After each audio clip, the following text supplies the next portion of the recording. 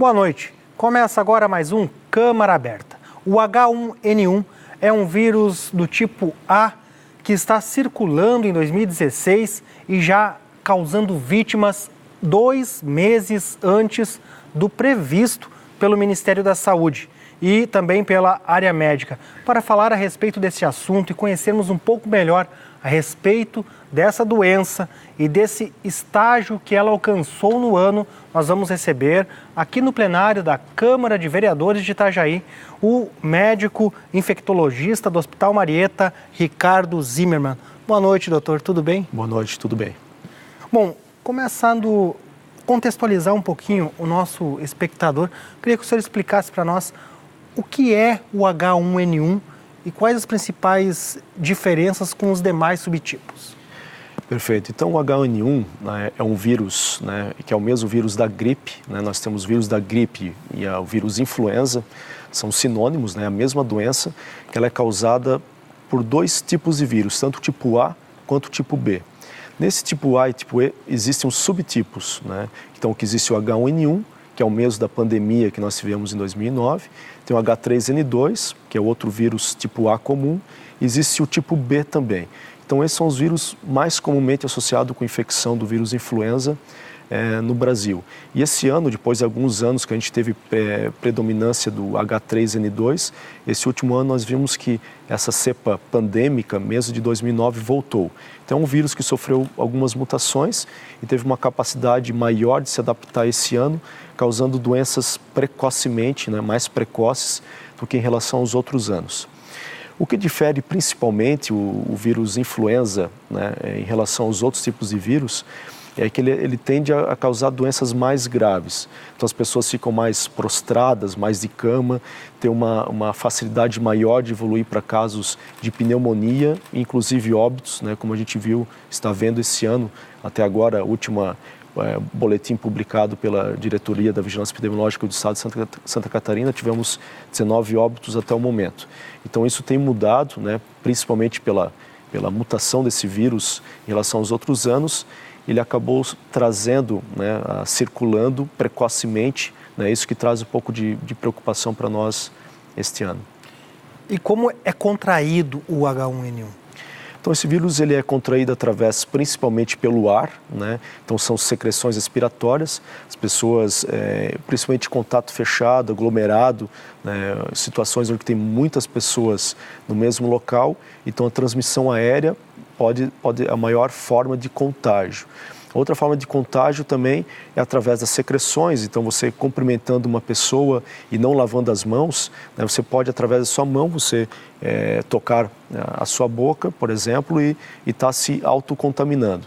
Por isso que é muito importante, como estratégia de prevenção, que a gente chama de etiqueta da tosse, está toda hora lavando as mãos ou fazendo higiene com álcool gel, sempre após de ter um espirro, sempre colocar a mão na frente, porque essas partículas não ficam suspensas no ar, ou melhor ainda, se você puder colocar o braço na frente, porque daí você não está contaminando sua mão. Coloca a mão fica contaminada. Então, após tossir, a melhor forma de se prevenir é colocando o braço na frente. Se colocar a mão, logo após, água, sabão ou álcool gel. A melhor forma de a gente estar diminuindo a circulação viral no meio. Dessas formas de transmissão, tem alguma mais comum e até mais perigosa, que tem com uma incidência maior? A transmissão mais comum, sem dúvida, através do ar.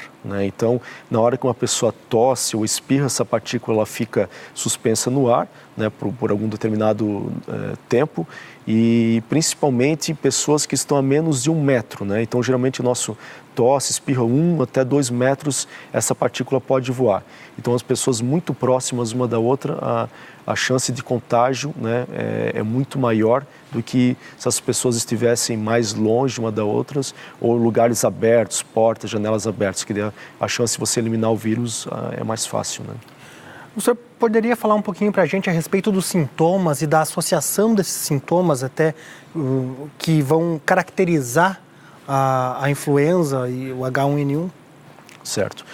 Então, a gripe, a influenza, ela pode causar desde doenças leves, pessoas com praticamente sem sintomas nenhum, até quadros mais graves, evoluindo com pneumonia, inclusive a óbito.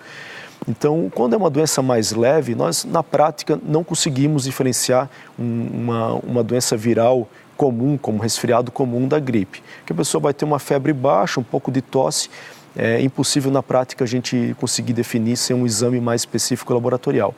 Agora, o que nos chama mais atenção, no caso da gripe, em diferença para os outros vírus, é que geralmente é uma febre mais alta, acima de 38 graus, muita dor no corpo, geralmente a pessoa fica prostrada, de cama, não consegue trabalhar, né?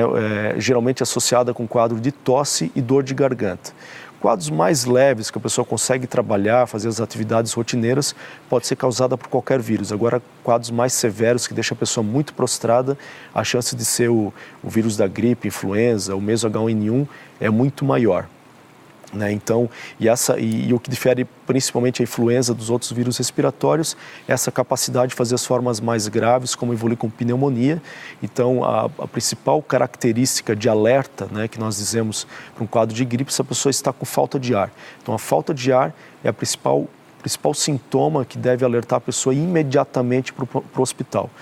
Todos os outros sintomas, febre, mal-estar, nós recomendamos sempre a pessoa procurar uma unidade básica de saúde, né, até para não superlotar os hospitais, mas agora, mediante falta de ar, isso é um sinal de alerta. Associado com os demais sintomas. Exatamente.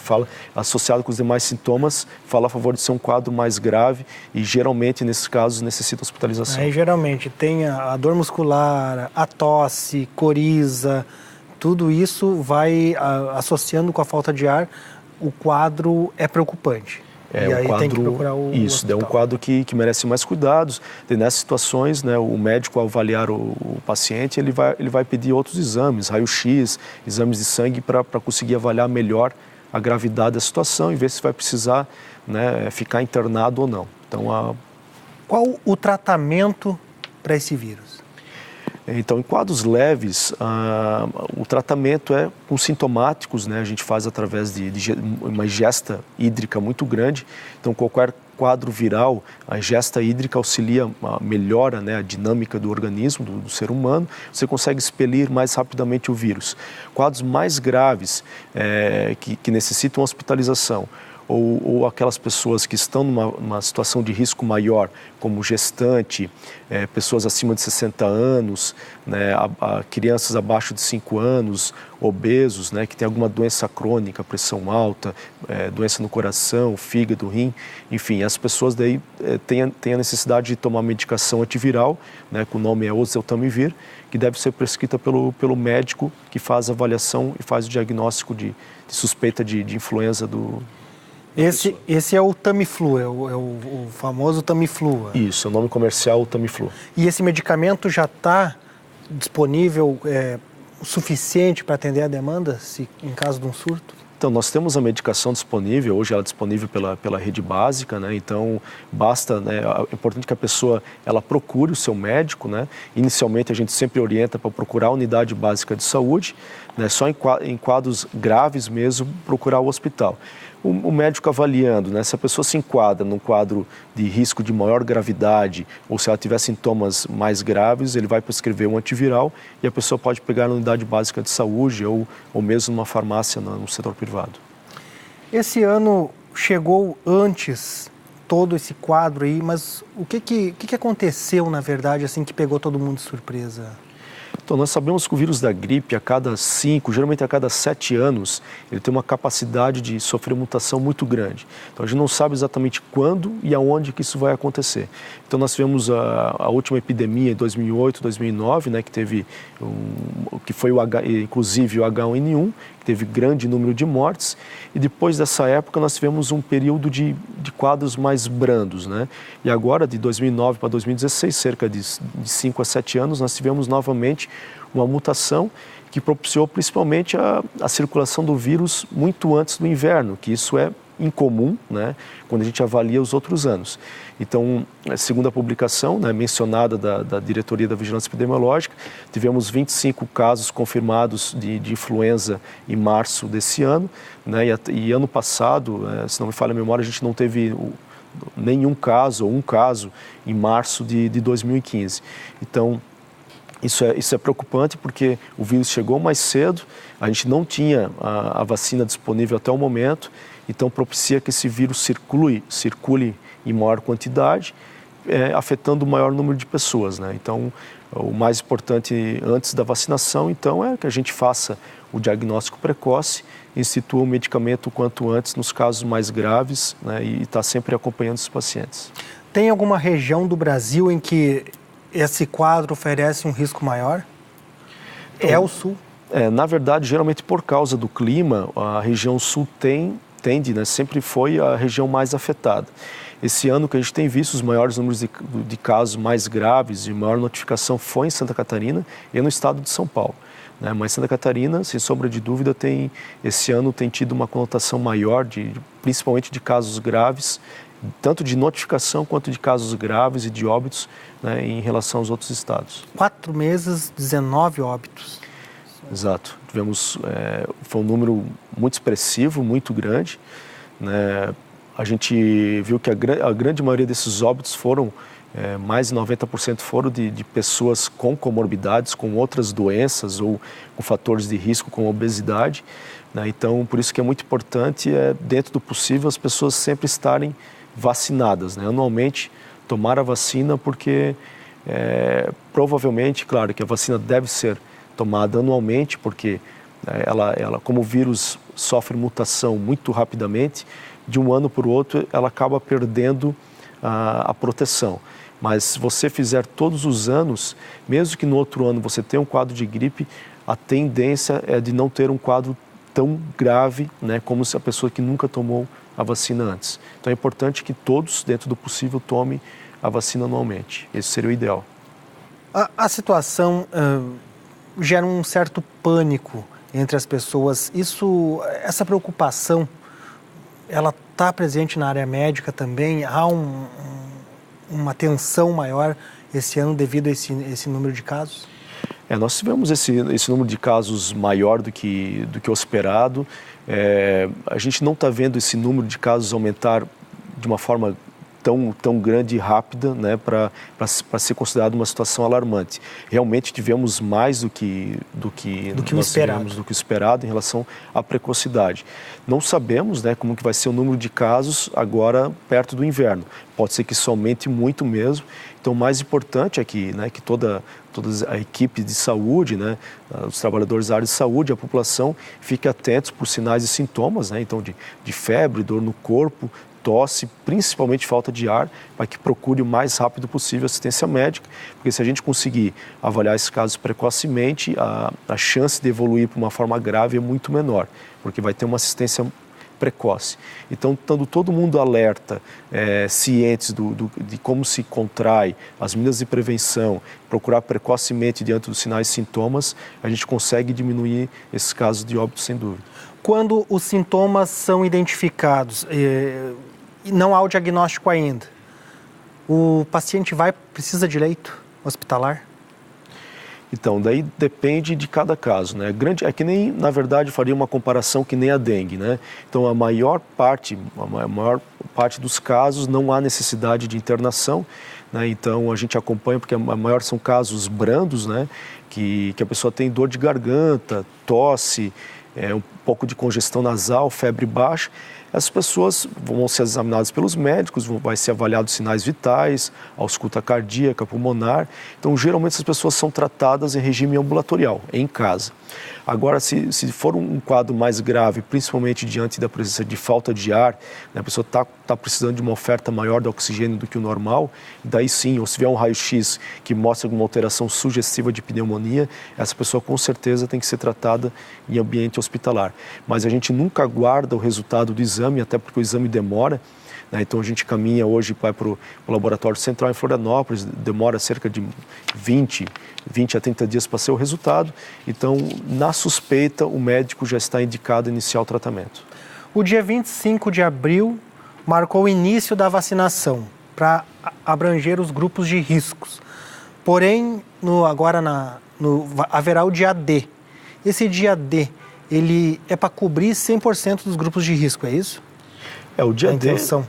Exato, o dia D é um dia que é estipulado pelo Ministério da Saúde para que a gente consiga a vacinar o maior número possível de pessoas, né, dentro das faixas eleitas, né, de maior gravidade pelo Ministério da Saúde, para que realmente as pessoas que têm o maior risco de evoluir para quadros graves sejam vacinados, né, e para que não evoluam mal. E da mesma forma, essas pessoas vacinadas, elas têm menor risco de contrair a doença e de estar disseminando para as outras pessoas. Mas agora, claro, dentro do possível, o ideal é que todas as pessoas, independente de estar na faixa de risco ou não, que fossem vacinadas. Esse seria o ideal para que a gente consiga diminuir o máximo o impacto da doença no Brasil.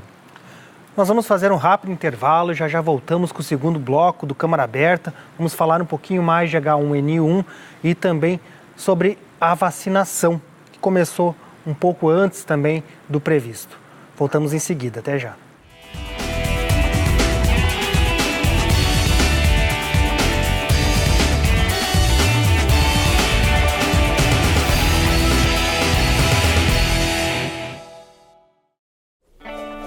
Repolitizar é a nossa nova maneira de fazer política. A Câmara de Vereadores de Itajaí definiu medidas sérias nesta atual gestão. Com o Plano Câmara Sustentável, houve uma reforma administrativa e tivemos uma melhor gestão de recursos. Isso rendeu economia de 30% na verba anual da Câmara e foram devolvidos mais de 10 milhões de reais para a Prefeitura. Isso mostra uma gestão eficiente, comprometida e com resultados consistentes. Venha com a gente repolitizar.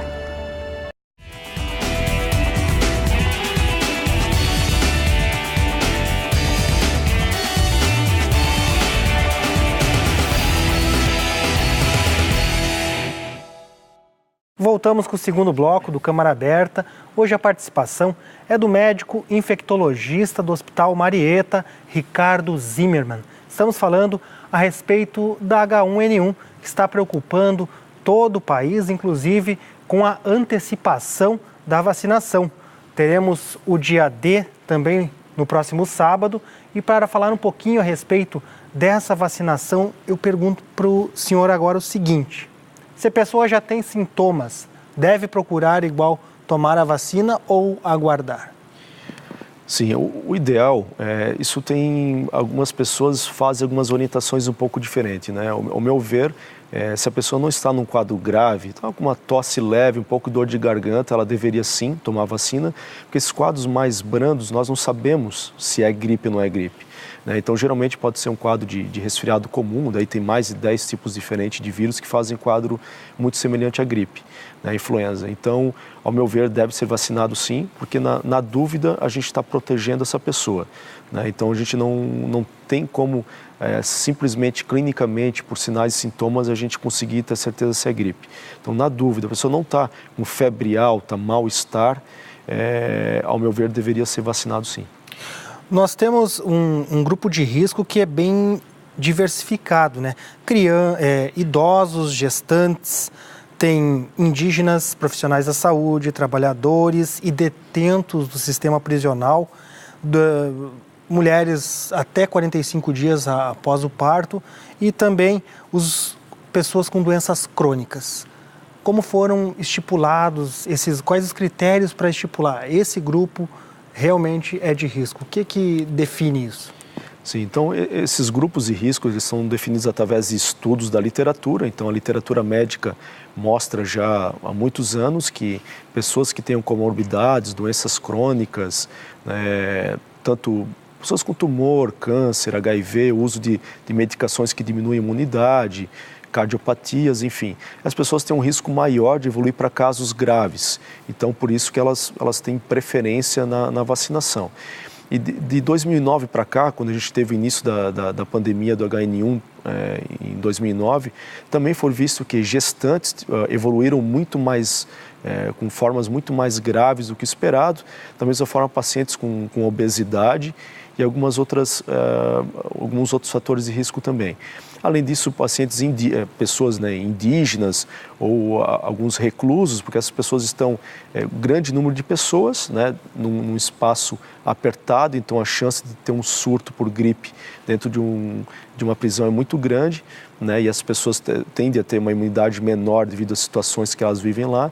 Então, as pessoas, com certeza, devem ser vacinadas para que a gente diminua o máximo de ter formas mais graves do que o restante da população. O restante da população também deveria ser vacinado, mas por um critério de custo, né, o Ministério da Saúde definiu vacinar apenas pessoas com maior risco de evoluir para óbito.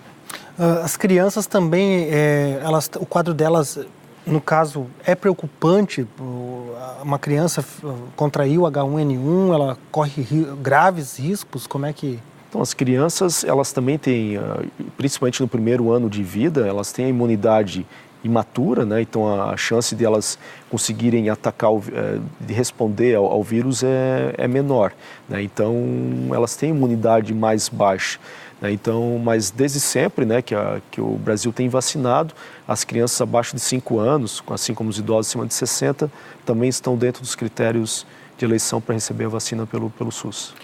Como é feita a vacina, quais os componentes que vão nela e ela tem alguma contraindicação?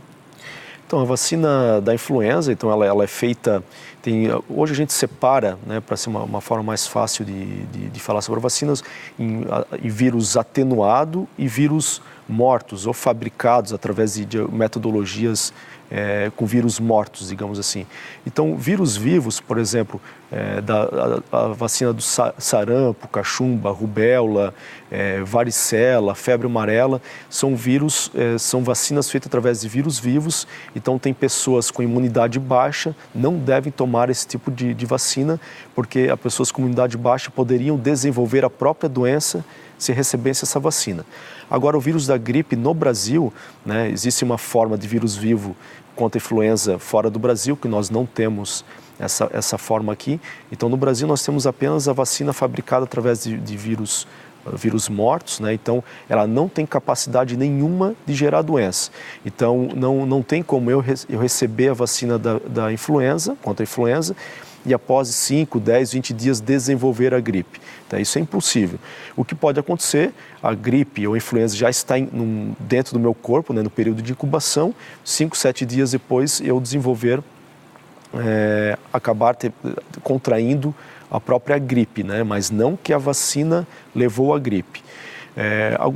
A vacina pode, algumas pessoas, dar um pouco de mal-estar, pode até dar uma temperatura de 37,8, 37,9 graus, um pouco de dor no corpo, que é uma reação vacinal esperada para algumas pessoas, mas ela não está induzindo a gripe. Isso é a vacina, quando entra dentro do corpo da pessoa, os próprios anticorpos reagem e pode dar essa sensação febril de mal-estar, mas ela não tem um risco de desenvolver a doença.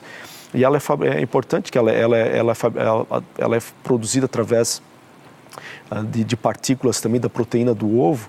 Então, né, hoje a orientação é que pessoas que são alérgicas à proteína do ovo não recebam a vacina contra a influenza, pelo um risco maior de poder fazer um quadro de anafilaxia, um quadro mais grave, de quadros alérgicos mais graves. Então, seria a única contraindicação hoje em relação à vacinação. Aí deve priorizar outras formas de prevenção, que é evitar o contato, o contato com o ar, que possa ter pessoas com espirro, com secreção, é isso? Exato. As formas de prevenção, na verdade, elas devem ser feitas por todo mundo, independente de quem vacinou ou quem não vacinou. Então, lugares fechados, dentro do possível, muitas pessoas, um lugar fechado, o ideal seria evitar, né? Sempre tentar manter portas e janelas abertas, principalmente no inverno, para circular o maior número de ar possível, né? Porque a gente consegue diminuir a carga de vírus no ambiente. Sempre lembrar da higienização das mãos com água e sabão, ou álcool gel, um ou outro, tanto faz, principalmente, isso é o ideal várias vezes por dia e sempre após o espirro, né? Se você colocou a mão na frente, que é o ideal você sempre cobrir a sua boca para não espalhar o vírus pelo ar, então após você cobrir com a mão, lave-as para que você não propicie de estar passando a gripe, né? O vírus da gripe para outras pessoas que não estão doentes. A imunidade da vacina se estende, que a vacina proporciona, se estende a outros subtipos? Então, hoje nós temos nós temos 2 tipos de vacina. Aqui, a rede pública hoje, o SUS fornece, ela contempla 3 tipos, né? 3 tipos da influenza A e 1 tipo da influenza B. A vacina que está na rede privada pega 4 subtipos, 2 do tipo A e 2 do tipo B. Então, o que está circulando hoje é o H1N1A, então, que está presente na vacina da rede pública. Então, o importante, né, a orientação é, o importante é que seja vacinado. As pessoas sendo vacinadas, o risco de ficarem doentes é muito menor, mesmo assim pode. O fato de você receber a vacina da gripe não significa que você está 100% protegido, mas você se previne muito mais de que não recebe e diminui o risco de você ter a forma grave. Né? Então, é muito importante que a vacinação seja feita todos os anos. O cidadão que não quiser correr o risco e não estiver enquadrado nos grupos de risco e for procurar um laboratório ou um local para fazer a vacina, vai encontrar a que custo esse medicamento, essa vacina? Então, o importante, hoje você acha dentro das clínicas privadas, né, de vacinação privada, o custo muda muito entre uma clínica e outra, mas o que a gente tem observado que geralmente entre R$80 e R$120 é o custo, é uma dose, né, dose única, exceto para crianças que nunca foram vacinadas, aí geralmente são 2 doses, mas dose única tem variado nesse valor. E as vacinas, geralmente da rede privada, são idênticas, então realmente deve ser feita a pesquisa, porque não há diferença de uma clínica privada para outra. Então é interessante que se faça a busca por preço e que você tenha uma garantia que essa clínica ofereça um serviço de qualidade. Mas pode chegar uma vacina a R$200?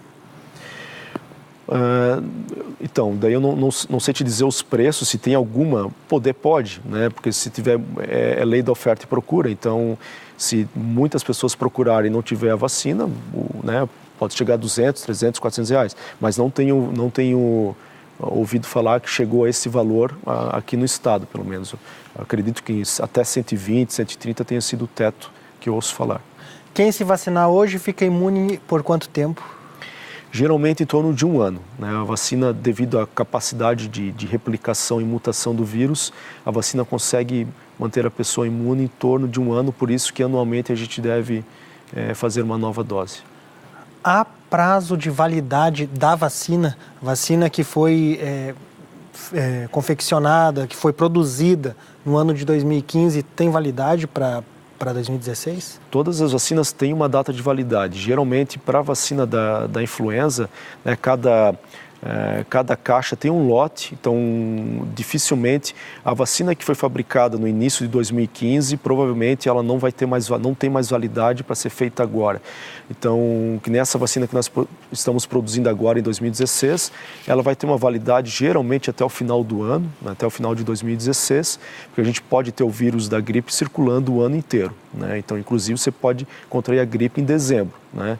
Mas agora, mesmo que a vacina de 2015 ainda tenha validade esse ano, mas a probabilidade de ela te prevenir contra o vírus H1N1 é muito menor do que você vacinar com a vacina desse ano, porque é outra vacina, são outros antígenos feitos dos últimos vírus que esteve circulando no mundo inteiro. Por isso que a gente tem que vacinar todos os anos. Recomendável é sempre atualizar. Atualizar, exatamente. Qual a expectativa da evolução desse vírus daqui para frente, também das estratégias públicas de governo mesmo para combate e controle desse vírus? O vírus, ele geralmente ele tem essa atividade cíclica, né? Ele tem 1 ano que geralmente ele evolui com formas mais graves, e a cada 7 anos ele tem essa capacidade de ter uma replicação maior, uma taxa de mutação maior, ele consegue se adaptar melhor no meio ambiente e acaba fazendo quadros mais graves. A tendência é que os próximos anos a gente tenha doenças mais brandas do que a gente teve esse ano, com menor precocidade, mas isso a gente vai ter que esperar para ter certeza. Agora é importante que as estratégias de saúde pública sejam sempre muita campanha de divulgação, marketing, para que a população saiba exatamente os sinais e sintomas, né, em que momento elas devem procurar os médicos, unidade básica de saúde, quando ela deve ir para o hospital, para que a gente, assim como a gripe, assim como a dengue, a gente consiga, o mais precoce possível, estar atendendo essas pessoas com quadros mais graves. Quem não está no grupo de risco e acabar contraindo o H1N1 corre riscos de ter uma gripe um pouco mais forte e acabar indo a óbito? Risco existe, né? O que a gente tem, a publicação que a gente tem agora do 19 de abril da Vigilância Epidemiológica mostrou que mais do que 95% dos casos foram em pacientes com alguma doença crônica, né? Alguma situação com queda de imunidade. Então a gente não tem visto, pelo menos esse ano, de pessoas sem doenças crônicas evoluindo com formas mais graves, mas é possível sim. Né? Então, por isso que o ideal é que todas as pessoas, dentro do possível, ou na rede pública ou privada, deveriam ser vacinadas, porque nós nunca sabemos se essa pessoa que vai evoluir com uma forma mais grave ou não pode ser a gente. Então, o ideal é que a vacina fosse estendida para todas as populações. Bom, eu conversei hoje com o médico infectologista do Hospital Marieta, Dr. Ricardo Zimmermann. Eu peço que o senhor deixe um recado a todos os nossos espectadores de como deve ser a postura hoje do cidadão perante esse desafio na saúde pública. Então, a orientação, né, da classe médica, do serviço de saúde, do Ministério da Saúde, é que então, todas as pessoas tenham hábitos de prevenção, né? Então esse hábito de prevenção sempre, principalmente, sempre a gente comenta muito sobre a etiqueta da tosse, então, né, colocar o braço na frente da boca antes de espirrar, ou a mão, sempre estar higienizando as mãos após cada espirro ou tosse. Cada vez que você cumprimente alguma pessoa ou coloque a sua mão em alguma superfície, tende a estar lavando e higienizando as mãos com água e sabão ou com álcool gel. Então isso diminui bastante o risco de você estar transmitindo a doença. E evitar, dentro do possível, né, lugares com um grande número de pessoas, né? Isso com certeza vai diminuir o risco de você estar evoluindo com um quadro de gripe. Mas muitas vezes isso é muito difícil, então o que a gente tem que tentar é, dentro da medida do possível, estar aplicando essas estratégias de prevenção e dessa forma a gente consiga, uma forma mais correta aí de tentar diminuir o número de casos. Reforçando, qualquer sintoma, procura a unidade básica de saúde. O sintoma associado à falta de ar, procura um hospital, porque pode ser H1N1. Perfeito. O ideal, então, sempre, né, a unidade básica de saúde sempre é a nossa referência, a primeira referência onde nós devemos nos consultar e procurar um médico. Agora, se diante de febre, tosse, dor de garganta, você está com a sensação de falta de ar, está respirando rápido e não está vindo ar, você sente aquela angústia para respirar, esses seriam os casos potencialmente mais graves, né, e deveriam ir direto para o hospital para ser avaliado com mais urgência por um médico e ser realizado um raio-x e tórax para ver se tem algum acometimento pulmonar, né, uma pneumonia associada ao vírus da influenza. Obrigado, doutor, pela participação, uma boa noite para o senhor e um excelente trabalho. Obrigado. Câmara Aberta de hoje fica por aqui. Para todos, uma boa noite e até a próxima.